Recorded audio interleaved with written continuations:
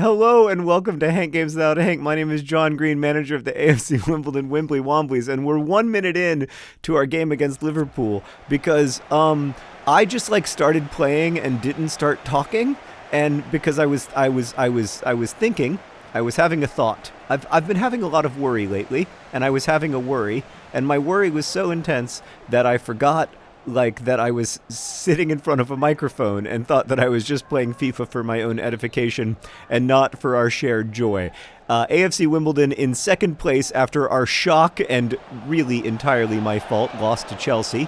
And now we are playing Liverpool, another really good team, although albeit one in an absolutely hideous orange uniform. I remember this season when Liverpool's third kit was orange. It was the worst, and now I'm having to relive it. So anyway, I'm here today to answer problems, solve problems from our viewers, one of which is, I'm going to read it from Mr. Cardboard Hero, conversations to have with your partner before getting married. It's not really a problem, but it could be a problem if you don't have those conversations, and I actually do have a little bit of advice on this front, which is unusual for me. So, you're wondering what conversations to have with your partner before getting married. And, I mean, one of the weird things about marriage, there's a lot of weird things about marriage, but one of the weird things about marriage is that you do not know the promise you're making when you make it. Like, when you promise, I promise to love you in sickness and in health, you can't know what those things will mean because you can't know, what will happen, what kind of sickness or what kind of health may be in front of you, or for richer, for poorer. Again, you can't really know, you don't really know what things are, it's just it's a weird and I think kind of beautiful promise in that way, because you are basically vowing to try to figure it out together as long as you both shall live, and that's I think it's beautiful, and I think it's lovely, and I think the fact that we cannot know the promise when we make it should not dissuade us from making the promise. Boy, Rotho almost screwed that up, but he didn't. So thanks, Rotho. I remember, and I've talked about this many times before because it was a hugely important weekend in my life. Sarah and I did this Catholic engaged encounter at a monastery where we had to spend a weekend, because we were getting married in a Catholic church. Even though we aren't Catholic, we had to spend a weekend doing a Catholic engaged encounter, and I found it very stressful, and I did not want to go, and I was sleeping in a room with 7 other men and who were strangers to me, and the whole thing, I really didn't want to do it at all. We were in the parking lot, and I was like, I do not want to get married in a Catholic church, and I do not want to do this Catholic engaged encounter, and Liverpool have scored. I mean, it doesn't surprise me that they've scored because they've outplayed us on every part of the pitch, and so why would I be surprised that they've scored?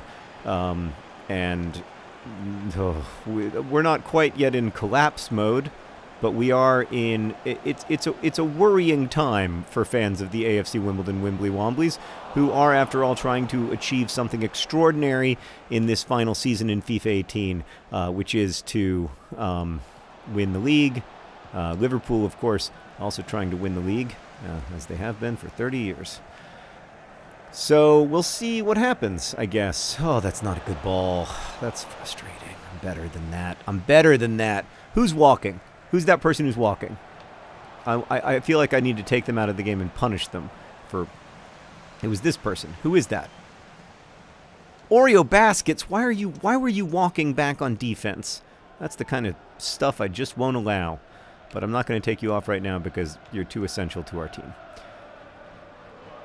This Catholic engaged encounter allowed me to have so many conversations with Sarah that have proven really, really helpful over the years. And so even though I didn't want to go, it turns out to have been one of a really important thing for us over the last 15 years of our marriage, and I'm really glad that I went. I would encourage you to do some kind of premarital counseling, whether it's a Catholic engaged encounter or not. And I should say, there are non-Catholic engaged encounters if you aren't Catholic or aren't getting married in a Catholic church. But the things that were helpful for me had nothing to do with religion.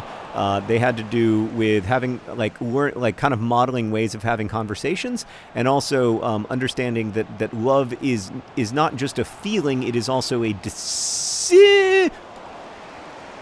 Oh my God! I mean, what the hell just happened? Love is not just a feeling; it is also a decision. That it's it's in that sense, it is a decision that you have made, and have to keep making a decision that is repeated, on some level or another, over and over again throughout a long relationship, whether that's a marriage or any other loving relationship. Another thing is that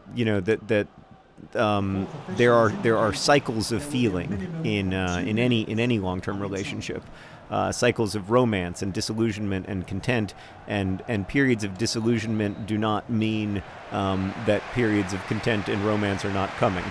Another thing is the idea of doing constant work and maintenance to maintain lines of communication and different kinds of closeness, so that those things don't begin to break down, because they can become vicious cycles. When there's a lack of communication or a lack of closeness in a relationship, it's easy for those to kind of become like self-repeating cycles, and the longer you go without solving those problems, the harder they get to solve.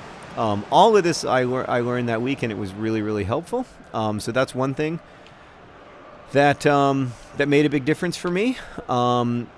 I also, because we were with several other couples, we saw some of the questions that they had for each other and some of the conversations that they had or hadn't had, which was really illuminating. So, for example, like a lot of these couples had not had conversations about whether they wanted to have children and how many children they wanted to have.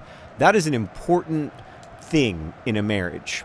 It's really important. Like whether or not you're going to have kids.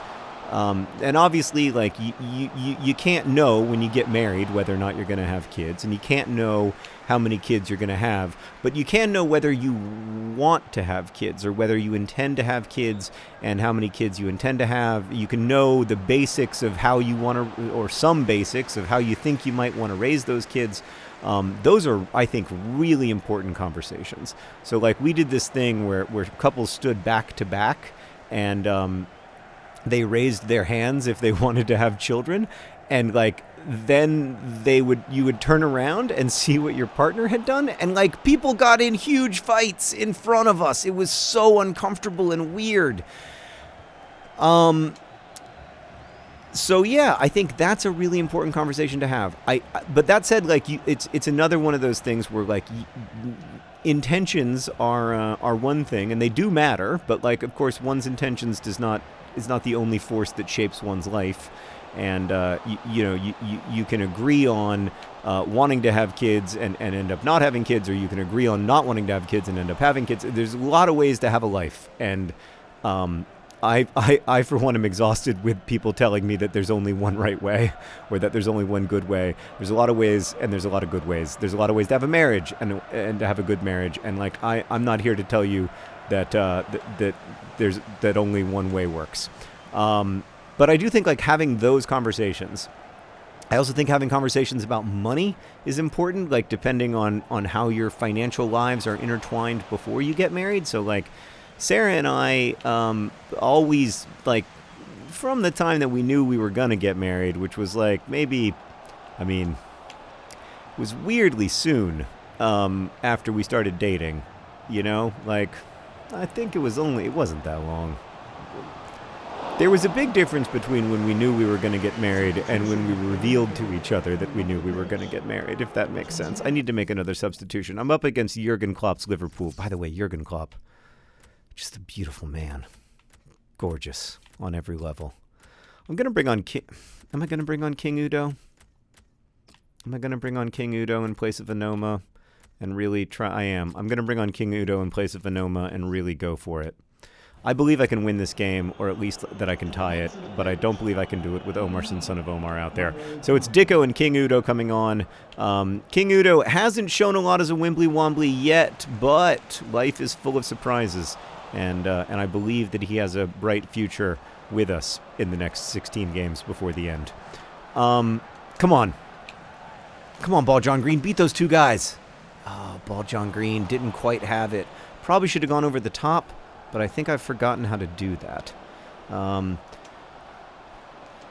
So I think the money conversations are really important, especially if you haven't, like, like making decisions about like are we going to share our finances, because I know lots of married couples who don't, who like keep separate accounts and keep separate checking accounts and like do some things the same, but then other things keep separate, and like that's fine. And I also know lots of married couples who are like Sarah and me and just have from the beginning like thought of our shared financial life as one, one thing. And so, yeah, I think like having that conversation is really important. That's another thing that causes a lot of stress in a lot of marriages is money. And again, there's no way to like totally avoid that. I don't think like having a good premarital conversations about that can avoid that, but it can maybe like help you model how you want to talk about that stuff in your marriage. Yeah. That also, like, we took these tests that were a little silly, but were kind of helpful. Is that the end of the game? Just like that, it's over and we've lost? Oh. Well, there's 3 days to the transfer window. I'm going to ask for $30 million and try to buy one more player because we need something. They're just running right through us in midfield. It's frustrating. Right, but I took a test that was like, I Googled like pre-marriage tests and we took it and we had conversations about it and it was a little silly, but it also helped. Good luck and congratulations, and I'm sorry that we've lost 2 games in a row. We're going to turn it around, I promise. I just don't know how or when. Like everything else in life. Best wishes.